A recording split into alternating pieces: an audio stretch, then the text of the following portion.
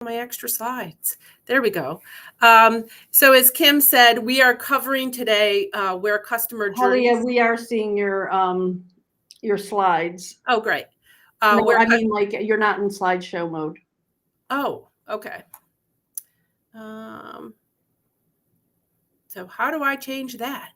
In the lower right-hand corner, there's a slide present. Let's see. Lower right-hand corner. Yeah. Do you see slideshow, or you can go into slideshow mode by going into. There you go.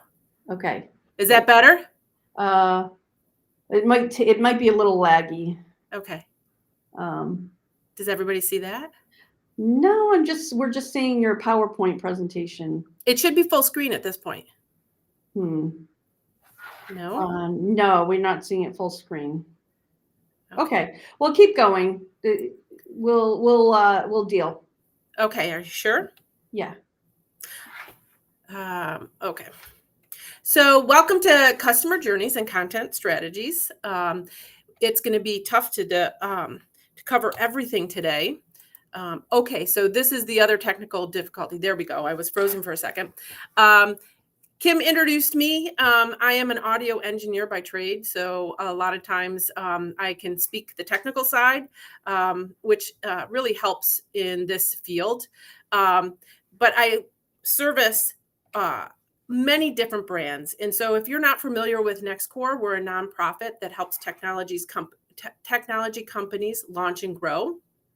We have general incubation services, which serves about 75 startups here in our Rochester, New York location. We have Luminate, which specifically focuses on optics, photonics, and imaging startups.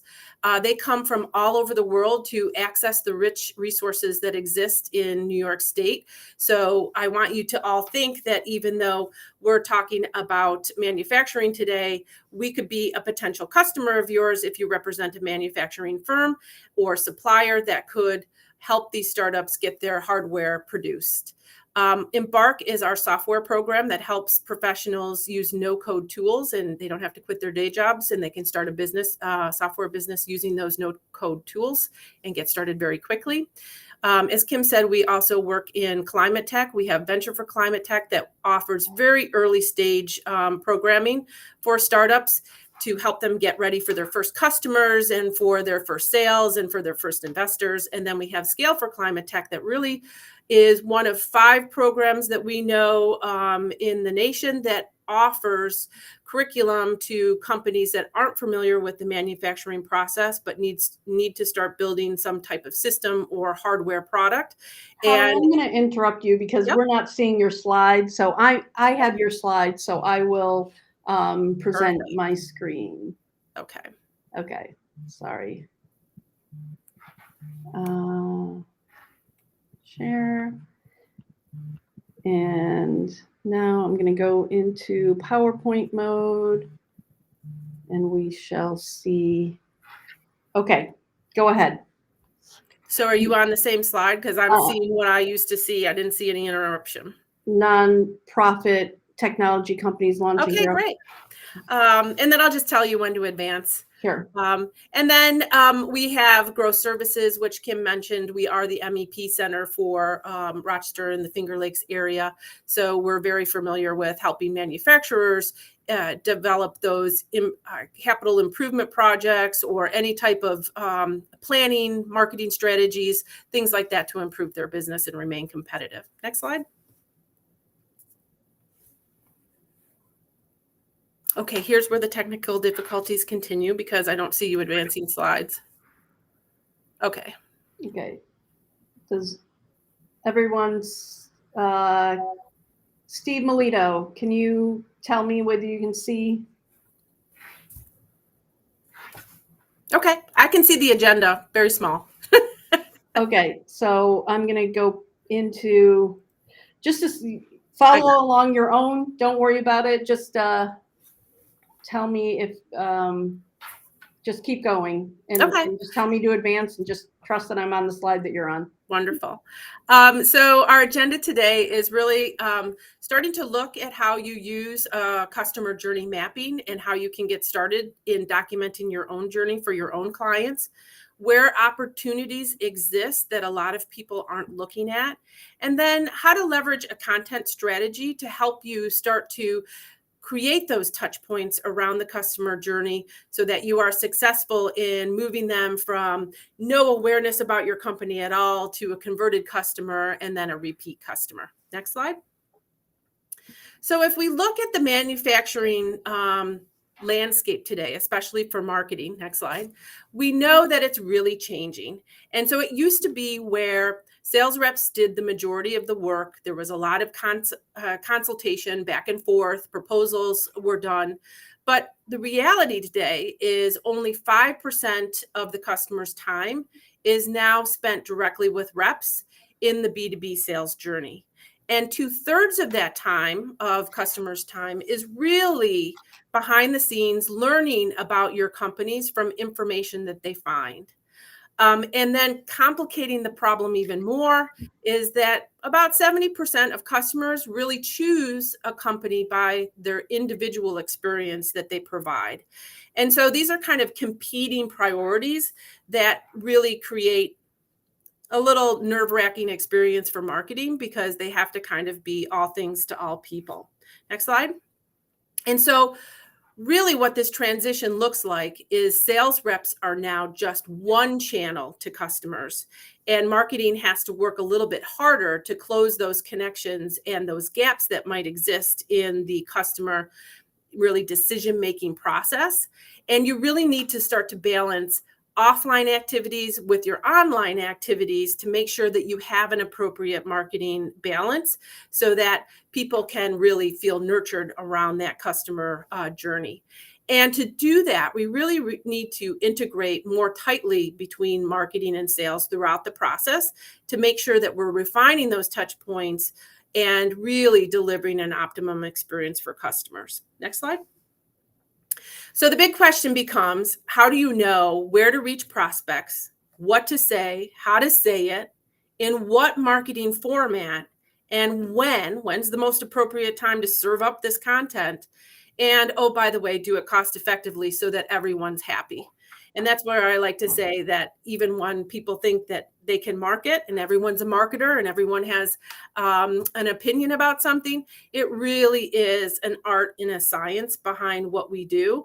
And hopefully today I'll give you some tools to help you kind of refine your craft as you go and increase your success as a marketer. Next slide.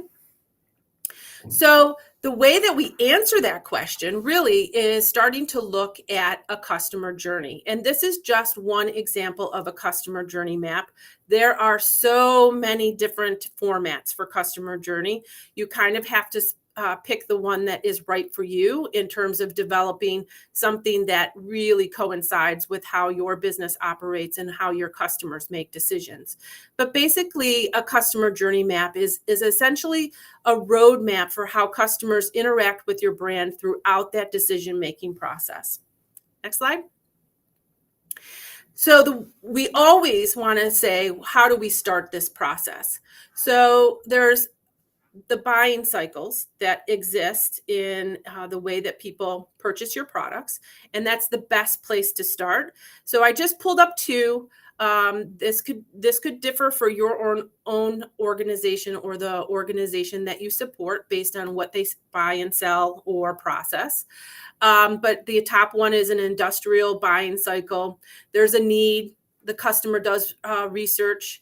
There's a design and an evaluation stage of whether or not your components or your products fit together. They have the right size, the right specs. They're gonna, have the right tolerance. They create a proposal. You go into a batch and it's a short list. And then there's some evaluation that goes back and forth. Maybe it's on price, maybe it's who they feel best with. And then there's the purchase. In the B2B buying cycle, which is a little bit more simplistic, the customer says, I have a problem. I'm going to explore some solutions. I'm going to build a set of requirements to evaluate who's the right vendor, and then I'm going to select the vendor on that process. So what we learn in customer journeys is that a lot of journeys, and it's fine that you advance, a lot of journeys really focus on those hardcore steps. And there's about 225, it's been estimated that there's about 225 steps within those processes that I just showed you to get to the final decision. And a lot of journey maps only look at those hard or functional steps. But what we know is the way that customers make decisions is very irrational. So only 10% of what we consider in the buying decision process is done above in the conscious mind. There's data that we use. It seems to make sense. 90% of the process goes on underneath, things that we don't even know are operating in our own mindset. This is where fears start to have a play in the decision-making process, our aspirations, our dreams, our hopes. And it's really important that if your customer journey is going to be actionable, that we start to track what is going on in the customer's minds at the time that they're going through each stage of the process. So next slide. So it looks something like this. This is just a rudimentary grid that I put together for you. And it's based on, I don't have any awareness. Now I have some awareness, but I don't really act. I might need something and I know about your company and I have some base information, but I want a little bit more. I'm getting the information I need to create and assess proposals and make a selection. This goes into conversion in the next column. And then after the sale, I'm either really happy, and so I might stick around as a repeat customer, or I might not have any other needs, so I exit. So down the left-hand side are all the things that you should begin to start to map out for your own process to say, what is that customer's objective at the start or at each start of each of these phases? What are they doing? What are they thinking at the time? And what are they feeling at the time? Which start to identify what barriers you might have to create content or create experiences around to help resolve those feelings or those barriers so that you can take advantage of the opportunity to move them forward in the sales cycle. And then the final column there is what is happening from a media and marketing standpoint. This is what you own as a marketer of what tactics are we serving up at what time so that we are being helpful at each step of the way so that we can move them from very cold in terms of not having any interest in doing business with us, not knowing about us, all the way to a happy customer and hopefully a repeat customer. So I gave we'll make this available to everybody as a download afterwards. I'm sure there are some questions coming in about that. So yes, that is correct. So, and again, you might say, okay, my process is a little bit different and I have another step in between. So I'm going to add a column and I'm going to be very specific for what happens in this step along my buyer journey that I need to make sure that I'm tracking to and identifying what kind of marketing activities I would do for that. So next slide. So what I did is I populated a customer journey for NextCorps Growth Services, which is really our MEP program. And so this reflects a manufacturer who needs some type of assistance with a project that can help improve the competitiveness of their business. So I'm hopeful that most of you are familiar with MEP. And if you're not, you should look into it if you represent a manufacturer, because it really can provide a lot of support services and funding for your project to help your business remain competitive or to get the additional equipment it needs to add new services, those types of things.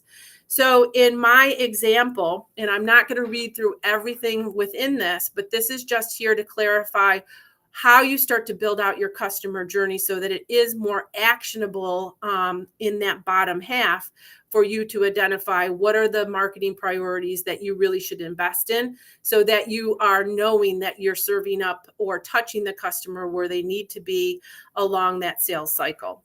So in the first column there, if I don't really have very much awareness about your company, I might, as a manufacturer who knows that I've identified a project, I need help for it, I might not know who to call. So I might start doing or making calls to my friends to ask where do they get support.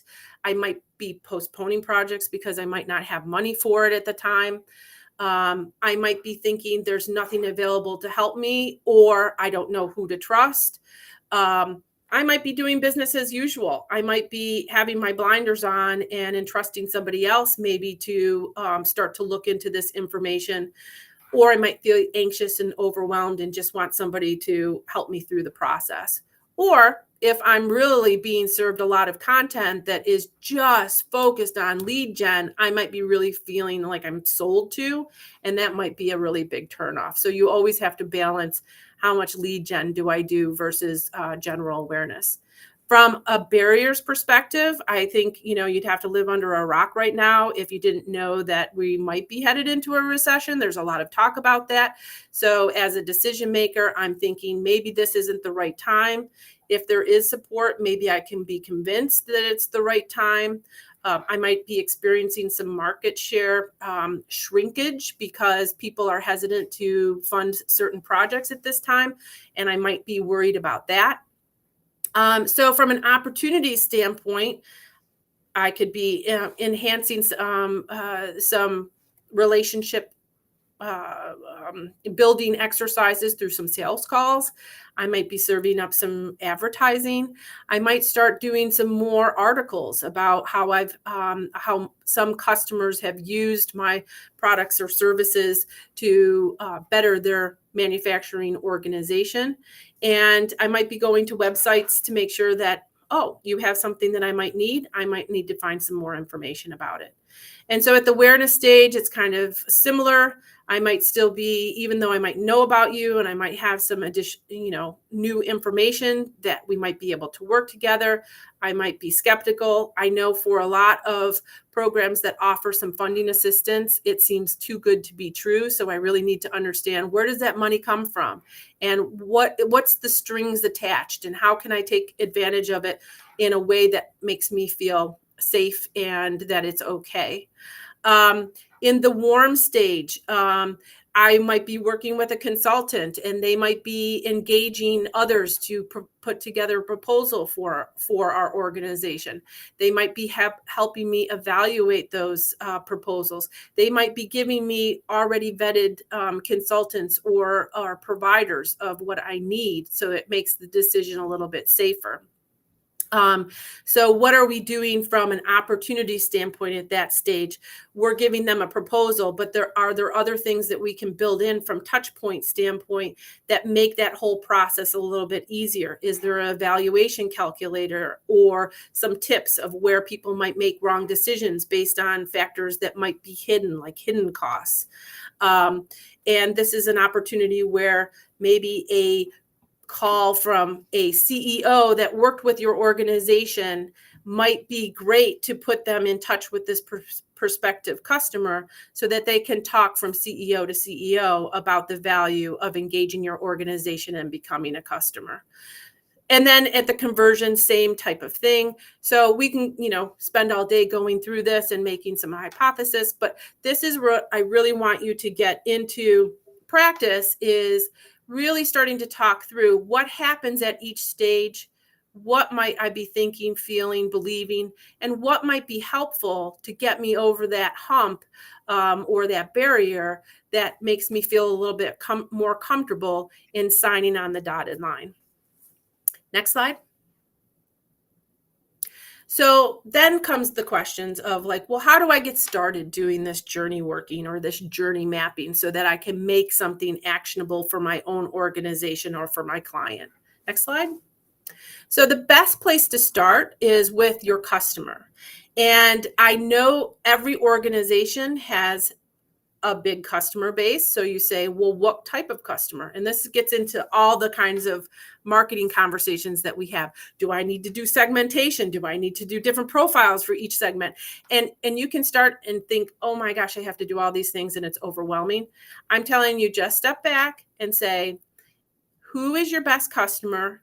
Take a snapshot of that best customer.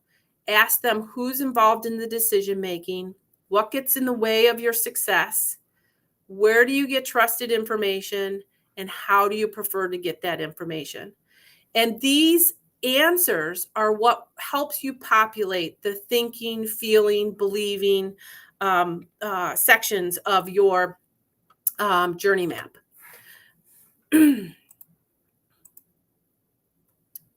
And my slides keep going in and out. Sorry about that.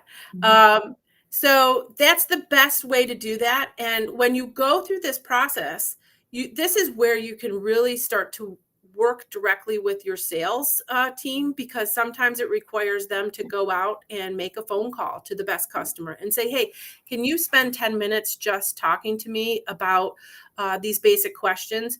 And I think a really good softball question is, what keeps you up at night? What are you worried about? Because you're going to need to start to get at things that are hidden, that are underneath that iceberg area that they might be worried about, that you might be identifying, oh my gosh, a pain reliever. I have a pill for that, and it's called this marketing tactic. So that's really where your goal is in working together to get that information.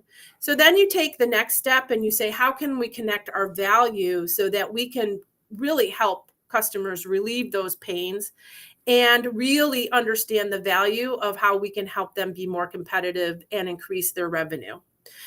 So you ask them, or you ask your organization to be really clear on its value proposition and what they receive in using your products and services, and what will they accomplish in using your products and services that will help you be more successful. And that really helps you start to populate your marketing opportunities, as well as the messages that you're going to want to serve up to them along that customer journey. Next slide. And then I want you to step back and I want you to brainstorm, if we have these phases of the customer journey, what can we do to really deliver a more customized or personalized experience? Because remember, at the beginning of the presentation, I said 70% of your customers want a more customized experience.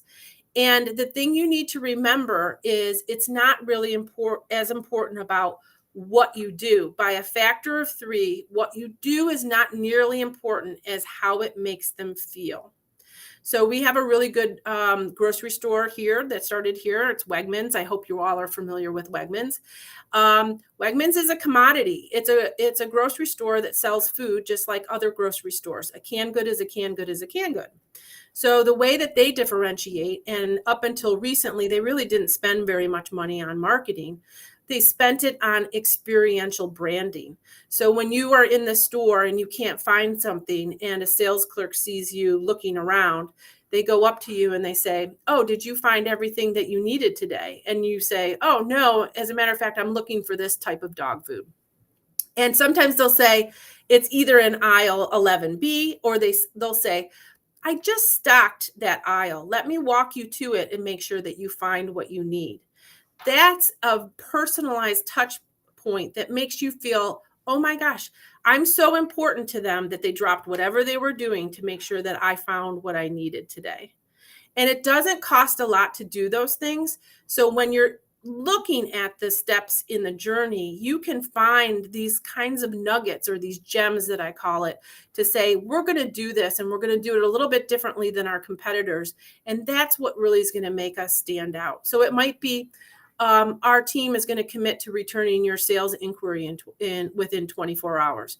Or if I have a chat enabled on my website, we're going to respond and get you answers to your questions very, very quickly, so that you feel more important to the vendor. Next slide. And then we also are operating, if our marketing job wasn't hard enough, a lot of times the decision maker isn't one person. And especially in the manufacturing sector, you're dealing with maybe an engineering team that needs to get sign off by the CFO or the CEO on how to do these projects and what vendors to work with. And so when you work in an atmosphere where the decisions are made by a committee, it can become overwhelming because it's another exercise to better understand who these people are and what they need. And so a lot of times we can take another step back and say, okay, people are people and they all have common needs. Some might need more data to make that assessment and to make the decision, and others might need other things. But at the end of the day, we all need some basic needs. We all need to be loved, accepted. We need to feel secure that we're not having any risk situation with our jobs because we made a wrong decision. We're in control. We have freedom and autonomy to, explore many different options and pick the one that we feel is the safest and best for our organization. Next slide. So when you really work on your messaging, really emphasize the things that all of us need and want. We all want autonomy. We all want control over the process and what we work on every day. We all need to feel like we're masters in our own jobs and that we're experts. This is where it's really important that if you are engaging customers to speak on your behalf of how great it is to work with your organization, that you're appealing to their ego because they've navigated this complicated process, found a vendor that worked really well and that helped them get to higher revenue. And then we all want to have purpose at the end of the day. We all want to say that the time that we spent at work really had an impact. So all great grounding things for our messaging and pull-throughs in our customer journey. Next slide. So many people say, okay, well, where are the true opportunities in a customer journey? And how can we help our organization really elevate or get to the next level with their revenue? Next slide. And it's interesting, HubSpot, which is a huge company that does a lot of marketing automation. They did some research and they found that for every $92 spent in acquiring customers, only $1 is spent converting them, which is absolutely shocking when you start to do the numbers. Next slide. So converting, just to clarify, what would you consider converting them? Like an activity that is worth $1? Like it would be in that conversion stage where they might be evaluating proposals and signing on the contract. So it's onboarding a new customer. Gotcha. It's getting them up to speed. It's actually handling.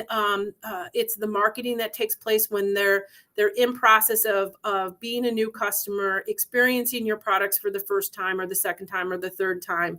What happens after that when they're an existing customer? And what that shows you, if I'm only spending $1, I'm going into a huge void. Next slide. And this is why I say it's shocking is that we all know, and there are so many statistics about this, but it really is less costly to grow your business with existing customers than it is to get a new customer. And repeat customers spend 67% more than new ones, because obviously if they're new, they're not going to sign for everything on the dotted line. They're going to try you out a little bit and see if it works and then grow their business over time. So, and if you look at the sheer number of around a loyalty programs, that's just one marketing tactic, but it causes 54% of a company's customer base to increase their spending if we're focused on how do we enhance the experience after the sale. Next slide. So when you look at the customer journey, and I'm pulling up Gartner's customer journey, and this shows, the process in a little bit different way as opposed to, a line across, is same thing. We need to do a lot of activities before we understand what to buy. And once we own it, there are certain things like onboarding, using it, I'm deepening the relationship. I'm receiving more information, and I'm really feeling the love from your organization. And then you go into the green, which is I'm such a happy customer that I'm going to do a product review on you. I'm going to, take those CEO to CEO calls. I'm going to be so happy that I'm going to defend the use of your organization to others, and I'm going to be a loyal ad. I'm going to go way beyond being loyal. So next slide. So when you think about where we spend our money, $92 in this blue stage and $1 in the, and only $1 in the orange and the green. So think about how many steps go unmarketed to in that customer journey because the money isn't allocated in the right balance. And I put the other box over there before the blue because even when a customer or a prospective customer is not aware of your company, you have a chance to market to them before there is even really a need. And you would hope that when they do have a need, that you have seeded that a company name in their mind that they think of you to explore when they're ready to. Next slide. So just, as a tip, the one thing that you can do if you're not spending money in those two sections that go unmarketed to, start a customer retention, use some growth tactics. This is just an image that I grabbed that quickly talks about the different opportunities. There are many opportunities to do customer retention. Obviously, customer referral is huge. There could be you could serve up exclusive content, create a customer advisory board that helps you talk about tips and things that they're interested in that might be things that you would explore to help grow the value of your manufacturing organization. And they feel like they're, again, being masters and experts, and you're appealing to their ego by asking them to be a part of these panels and discussions. A lot of, you all know, referral programs, a lot of them have loyalty points or offer discounts. You don't necessarily have to do that. You just have to create things that are aligned with what your customers need and want along that journey to feel special and to elevate that experience a little bit more so that you are getting a competitive advantage out of the experience as opposed to just the product that you sell. Next slide. So let's look at the last section, and that's really around content strategies that can stretch your marketing dollars because, again, we don't have an unlimited budget to go ahead and do all the things that we want to do. We have to prioritize where we do our spend. Next slide.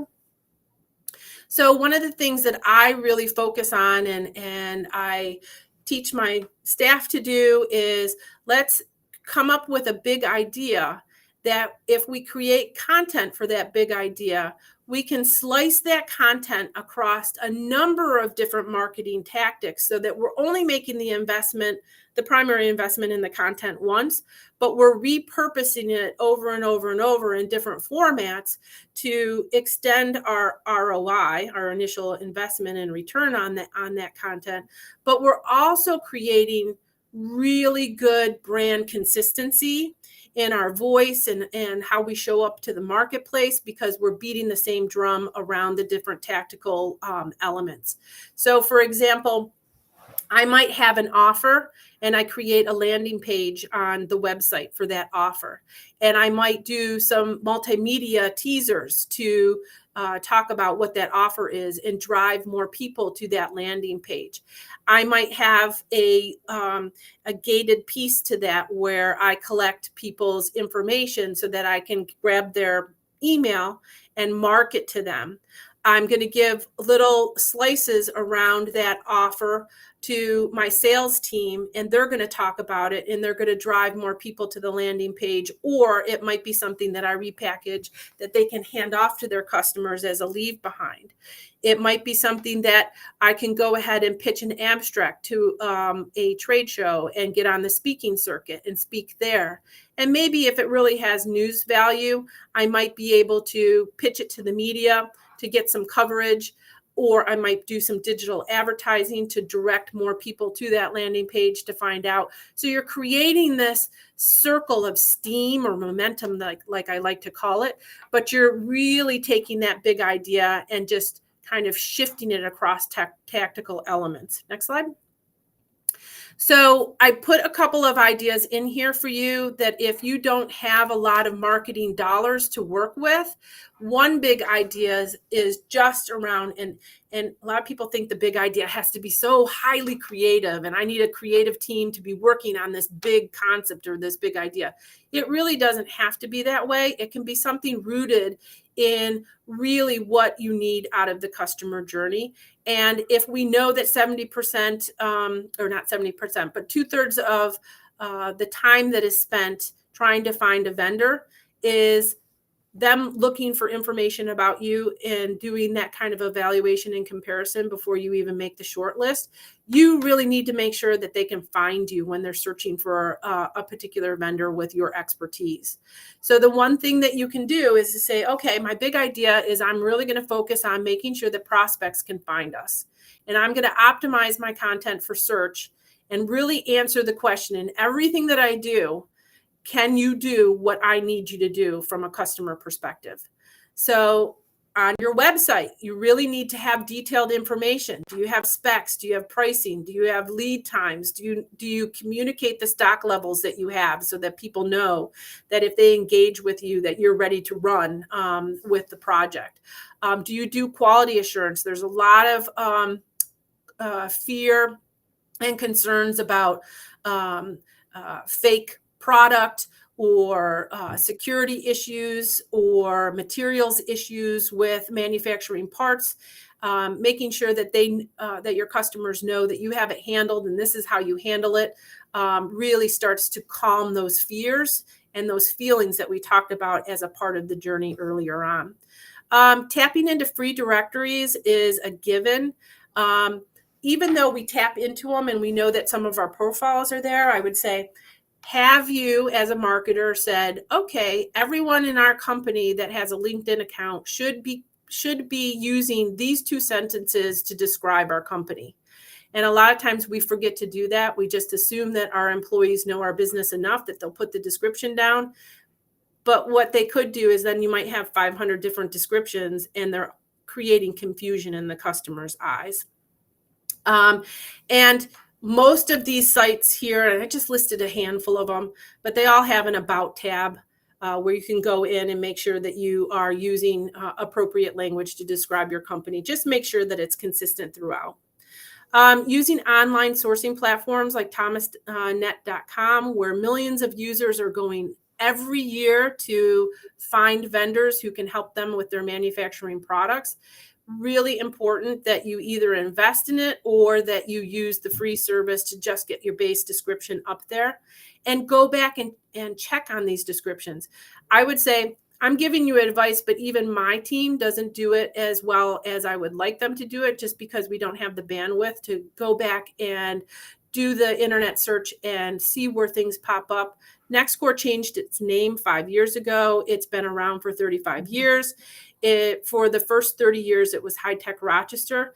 I'm still coming across references to High Tech Rochester where I should have seen those earlier and gone back and asked that organization either to change it or to do that work if it's available to do online in an automated way.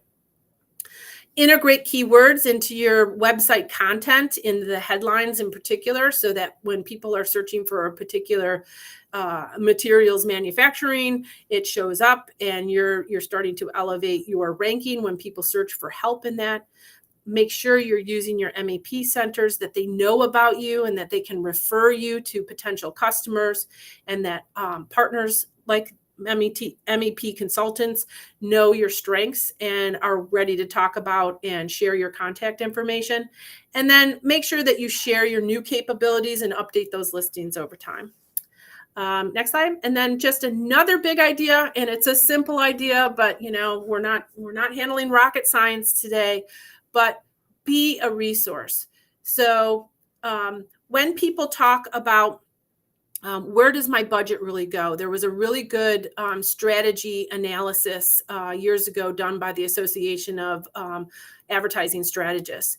And with digital and the onslaught of being able to change your ad campaigns at a moment's notice, there was a lot of conversation of, oh, isn't it just best to spend everything that I need to on lead generation, because most of those tactics are done digitally these days, and I can have more control over them and adjust them.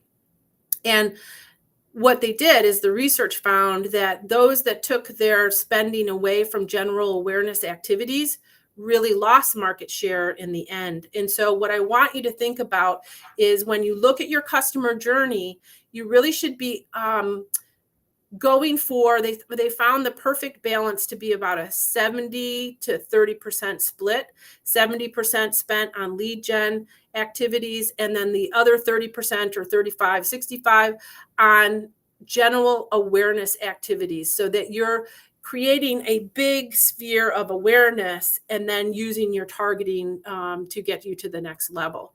So just think about that balance. So being a resource is really important. You don't want to be sell. It can be a big turnoff. And so one of the big ideas is just help them make a good decision. So use gated content to get leads. I mentioned earlier, if they're going to your website and you have a white paper or an ebook about, 7 tips for selecting the right supplier, or the 7 costly mistakes when selecting a supplier. We're all curious. We want to know that we're not going to make a mistake. So those types of resources we typically read, and we're willing to leave our email address to get content like that. And there's another one, don't overlook hidden costs. But the other thing I want you to know too is, I spent a lot of years in behavioral marketing. And if you look at behaviors, we're much more likely to act on a loss than we are on a gain. And so when you think about your content, if you orient it to the losses that might be there in picking the wrong supplier, you might get more traction than if you had a headline around the gain. But again, digital advertising allows you to kind of do A/B testing, play around with it a little bit, see what the secret sauce is with your client base, and where they would be more apt to do a loss or a gain. But just an idea there. Repurpose content into native ads. I'm not sure if, and that could be a whole nother marketing section around or session around native advertising, but that's advertising that it's an ad, but it looks more like editorial content.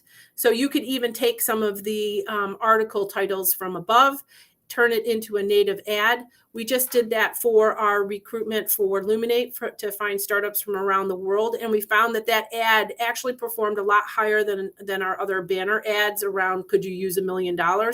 Because we were talking about the 7 ways an accelerator can move a business forward, a startup business forward, as opposed to just the money investment deal that they could get. And then share tips in blogs, help them through the process, ask them what their stumbling blocks are, give them tips on their every day, so that they start to see you as a leader and someone that is a trusted resource, and that they can come back to you and look to you for advice.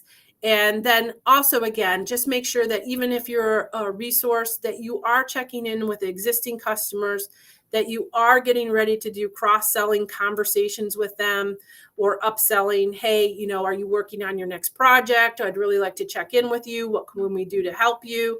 Are there trends that you're watching that, is something that you would like us to help you share information on?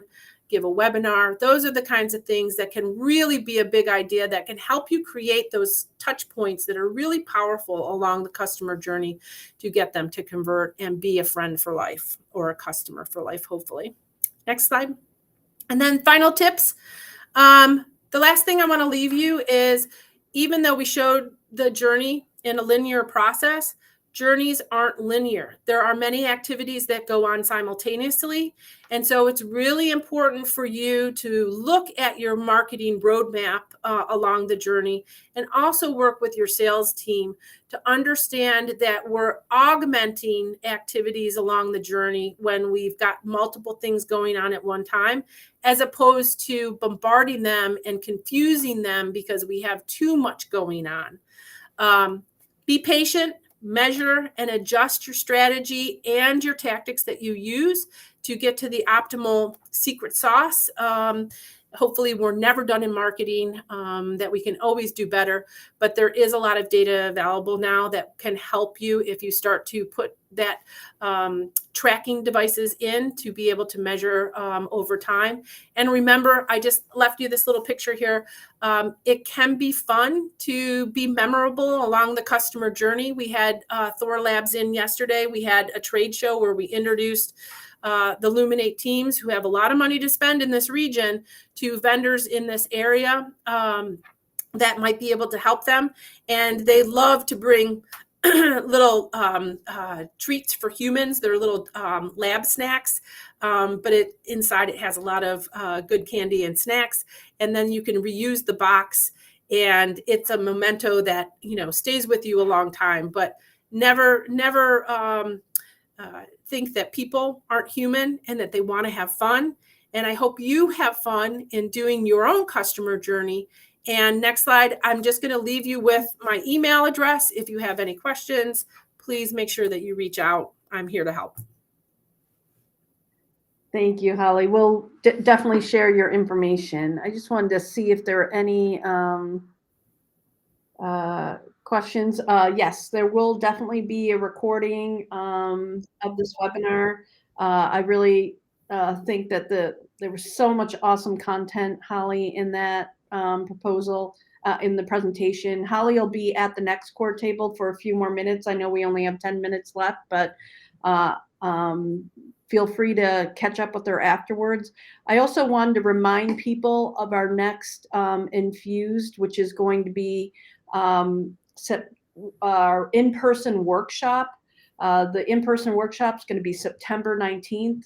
We were originally going to have it in the beginning of the year, but got snowed out twice. So we learned our lesson.